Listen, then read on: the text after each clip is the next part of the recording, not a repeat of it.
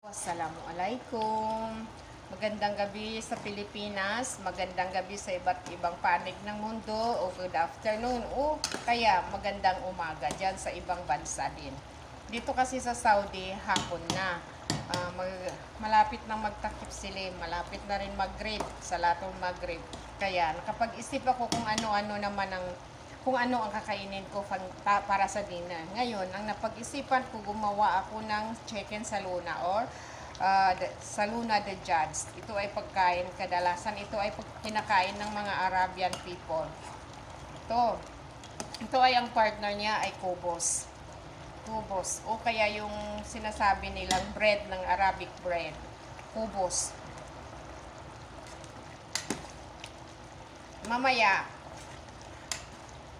mga ka-Abidin vlog, mamaya, samahan ninyo ako kumain para matikman ninyo kung anong sarap o anong lasa ng niluto ko. Ito ay simpleng ingredients lang na nilagay ko sa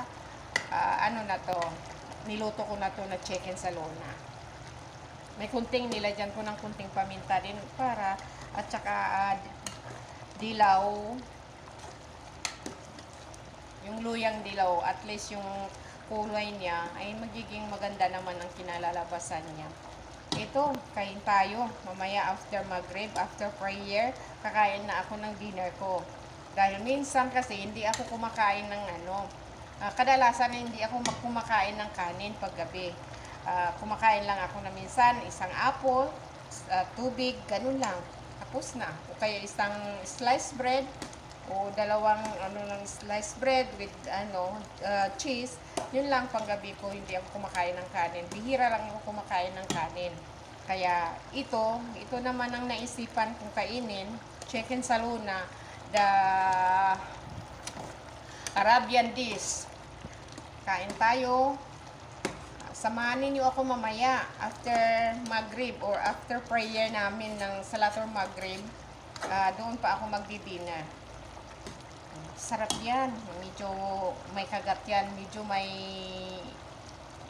anghang. Hindi naman sa totally na maanghang. Basta, malasaan mo lang ang anghang. Kakagat-kagat din. May sipa rin ng konti. Thank you for watching. Kung sinong nakapanood nitong video ko, pwede paki-like and share. O kaya mag-iwan ka ng bakas mo dyan sa bahay ko. At babakasan ko na rin ang bahay mo. Please follow, like, and share. Thank you for watching. Para malaman ko kung saan naabot ang video ko na ito. Kaya bakasan muna ang video ko nito. Thank you for watching again. Bye-bye. Sukran.